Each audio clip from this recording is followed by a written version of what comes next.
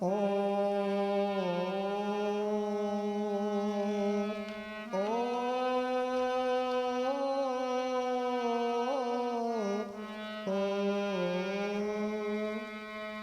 अखण्डमण्डलाकारं व्याप्तेन चराचरं तत्पदं दर्शितमेन तस्मै श्रीगुरवे नमः। कर्पूरगौरं करुणावतारं संसारसारं भुजगेन्द्रहारं सदा वसन्तं हृदयालबिन्दे भवं भवानी सहितं नमामि। कलकत्ते की कालिका माँ लम्बे लम्बे प्रकेश तीन देवर रक्षा करें माँ ब्रह्मा विष्णु महेश। हाँ तो आ जाइए भक्तों, मामाई के चरणों में दो शब्द लेके चलते हैं, अग्रम कथा को प्रारंभ करेंगे। अरे मैया विनती बारंबार, अरे दुर्गा रख ले लाज हमारी।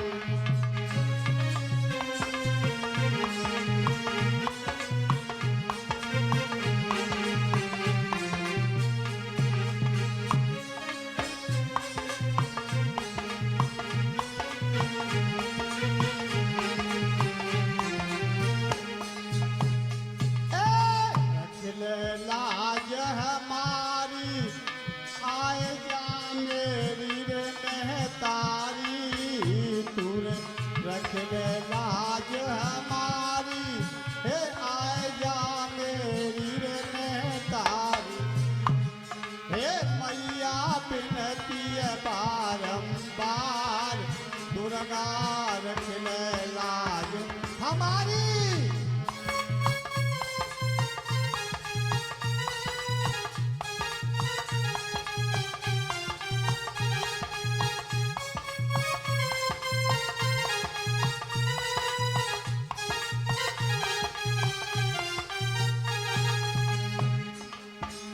तेरो भवन बनो है ज्ञानी को, है तुम पे फूल चढ़ावे माली को। तेरो भवन बनो है ज्ञानी को, है तुम पे फूल चढ़ावे माली को। अरे भवन पेरी हो बे जय जयकार, दुर्गा रख ले लाज हमारी।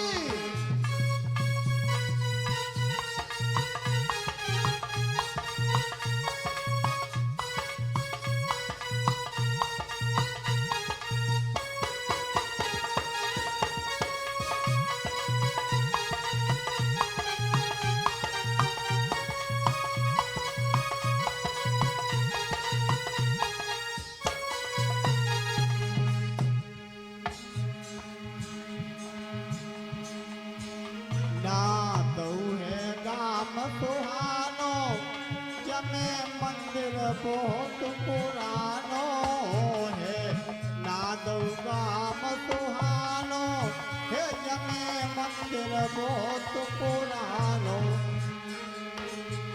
भवन पे जाती जाए रे करे मेरी जात, दुर्गा रख ले लाज हमारी।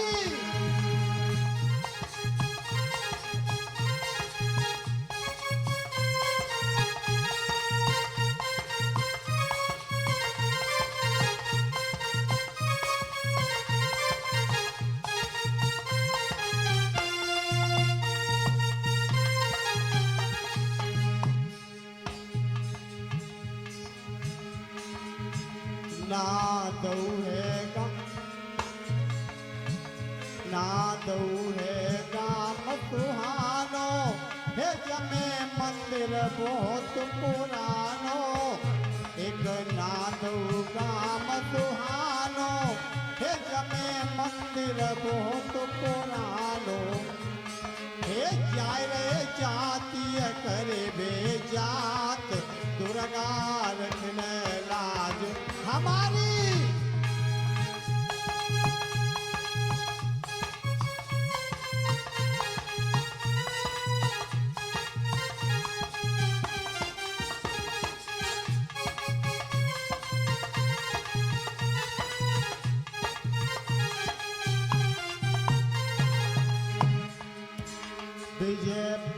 चरण को चेरो, हे माँ मेरी अबोती फेरो, विजय पाल चरण को चेरो, हे माँ मेरी अबोती फेरो।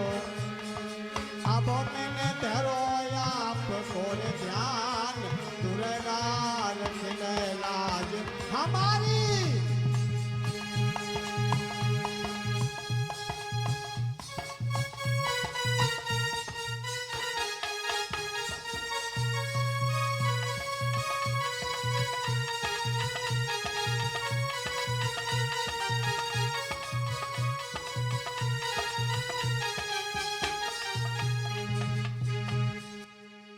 गुरुदेव नाम ललाम जिनका सर्व मंगल धाम है,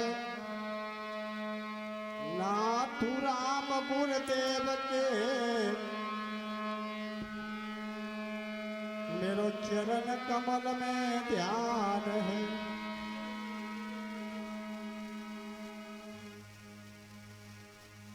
आ जाइए भक्तों, कथा की तरफ कथा लेके चलते हैं कि शहर बागल में एक दर्रेवा नगर था। उसमें महाराज उम्मत सिंह नाम के राजा राज्य किया करते थे।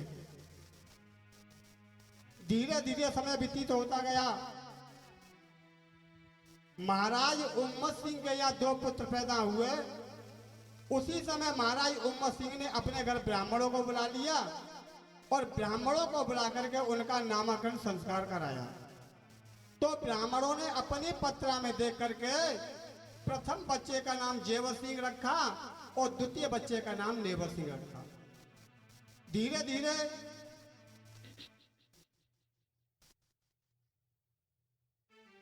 तो बताया है कि वो महाराज कैसे राजा थे। अरे उमर सिंह भूपाल सुनाओ हाल सुनो सरदारी, उनके जन्मे तुई बेटा रे के पीर रे बलधारी।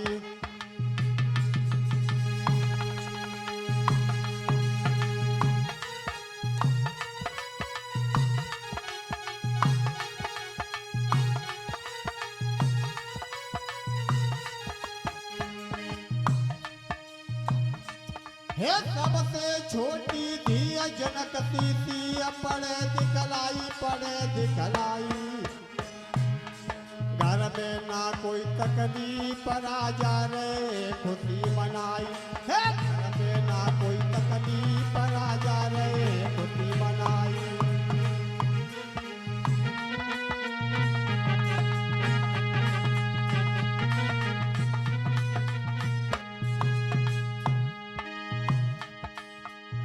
बताया है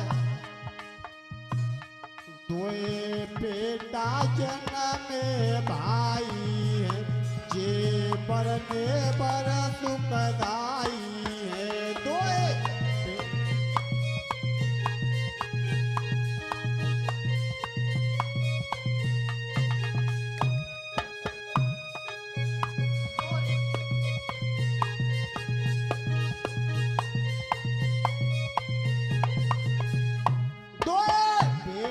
जन्मते भाई है, जे बरने पर सुखदाई है।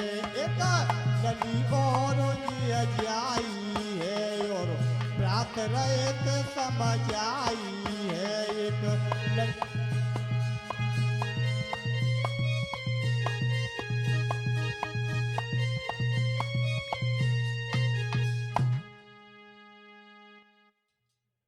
महाराज उम्मत सिंह के यहाँ 2 पुत्र पैदा हुए और एक लड़की पैदा हुई। उसी समय महाराज उम्मत सिंह ने अपने घर ब्राह्मणों को बुला लिया और ब्राह्मणों को बुला करके कहा, राजन इन दोनों बच्चों का नामकरण संस्कार कीजिए। ब्राह्मणों ने अपनी पत्रा में देख करके प्रथम बच्चे का नाम जेवर सिंह रख दिया और द्वितीय बच्चे का नाम नेवर सिंह रख दिया। अब तो नंगर की नारियां ढोलक ले लेके बधाइयां गाने लगी। क्यों कि काफी दिनों बाद महाराज उम्मत सिंह के यहाँ 2 पुत्र पैदा हुए थे। कैसे भैया बधाई कैसे गा रही थी? आरे ललना छबिदार जन दुई ललना ललना छबिदार जन दुई ललना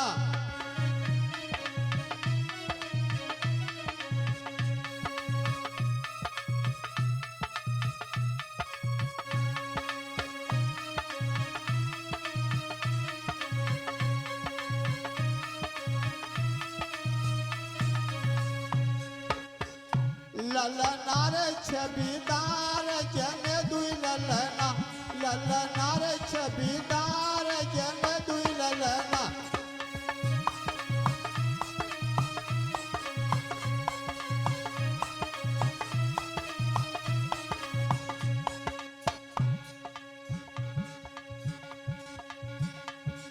अरे मैया ने तो जाए ललना ललना बीच डारे दो पलना पलना बीच झूल रहे ललना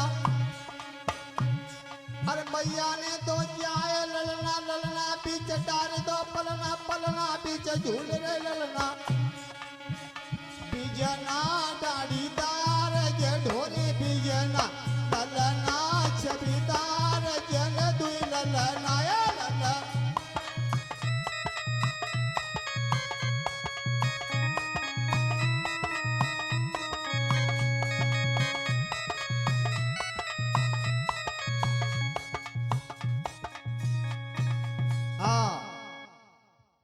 आज सभी नारियां नंगर की बधाइयां गाने लगी महाराज उम्मत सिंह के दोनों पुत्रों को देख करके।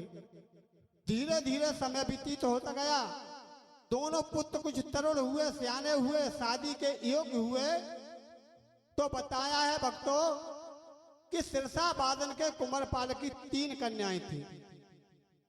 बड़ी लड़की का नाम बाछल था और छोटी लड़की का नाम काछल था, और जो तीसरे नंबर की लड़की थी उसका नाम आछल था। बाछल मैया का विवाह महाराज जेवर सिंह के साथ में हुआ और काछल का विवाह नेवल सिंह के साथ में हुआ, और जो आंचल नाम की लड़की थी वो प्रांत राजस्थान हरियाणा में ब्याई गई थी। धीरे धीरे समय व्यतीत होता गया, मगर तीनों बहनों के गर्भ से कोई संतान की उत्पत्ति नहीं हुई। अब तो बेचारी न संतान पैदा होने के कारण इतनी दुखी है कि भारी दुखी है। तो बताया है, वैसे बताया है कि महाराज जेवर सिंह सर्व संपन्न थे, राजा रानी सब तरह थे, धर्म यज्ञ सुजान, लेकिन आदि उम्र तक और हुई न थी संतान। तो बताया है कि रानी ने दोनों हाथ जोड़ी, अपने प्रीतम को समझाया, और हे दास अभागिन रानी ने और इस कुल में बट्टा लगवाया।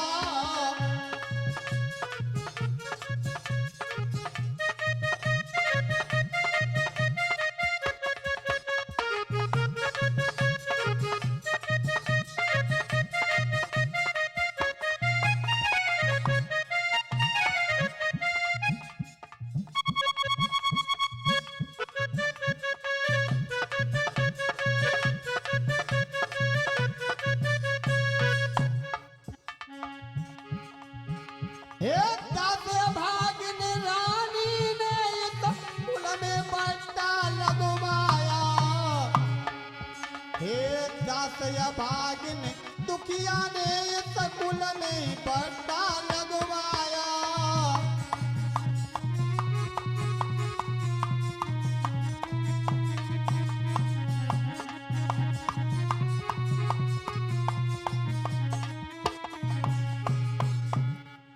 इतने दिन तक संतान नहीं,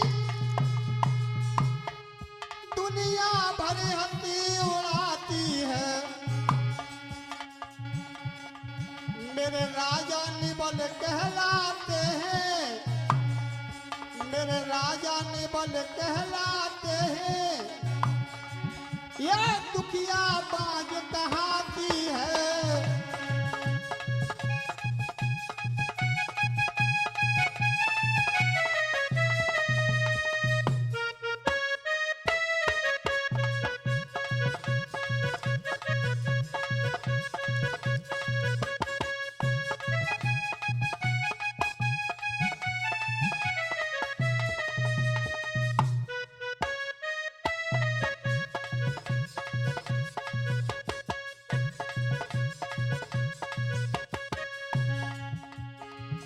हाँ, आज महाराज जेवर सिंह इतने दुखी हैं, न संतान पैदा होने के कारण बहुत ही दुखी हैं।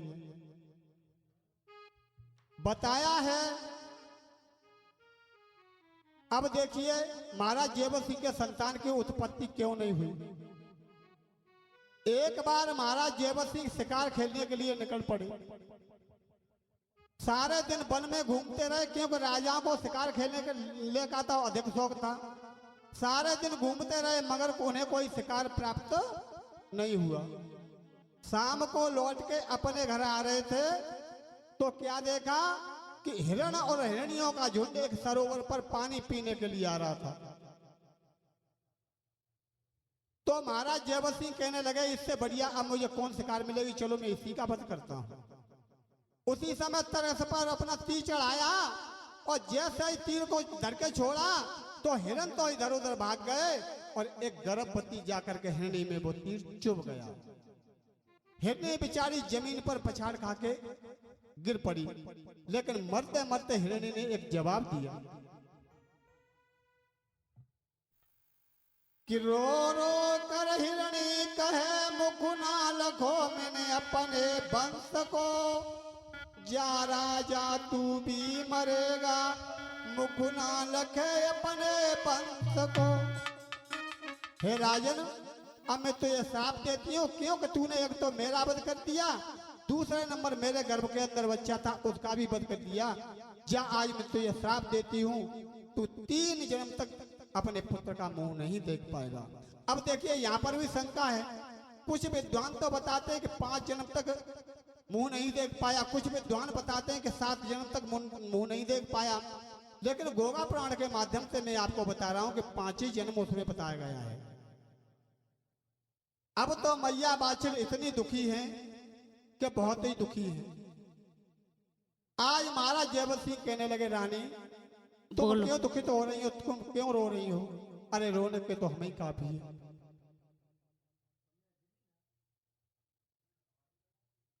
आज मैया बाछिल ने जेवर सिंह की कलाई को पकड़ लिया और घुटनों के बल मैया बैठ गई और घुटनों के बल बैठ करके आज क्या बोली है?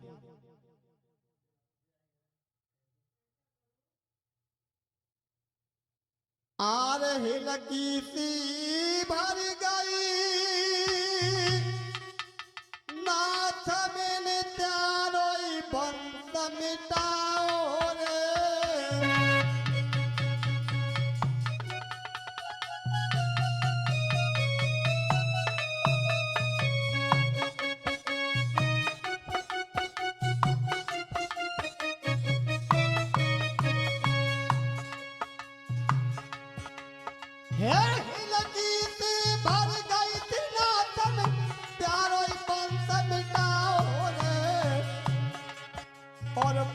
जन्म को पाप लला को नए चेहरा लख पाओ रे।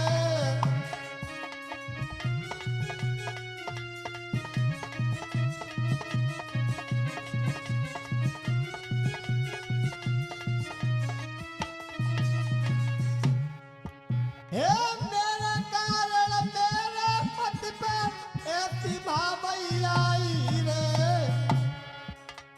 धरती हाय का फटिया पैर ने तोई में जाए समाई रे।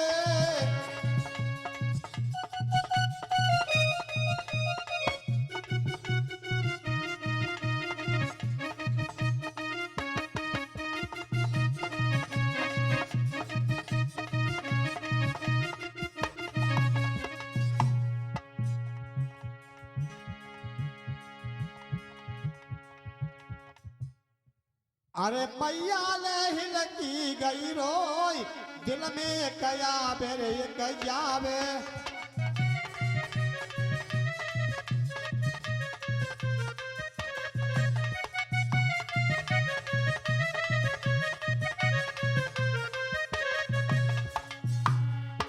अरे एक आवे एक जावे, हे एक आवे एक जावे, हाँ एक आवे एक जावे, हाँ एक आवे एक जावे। हे मैया ले हिलकी गई रोई दिल में एक आवे एक जावे।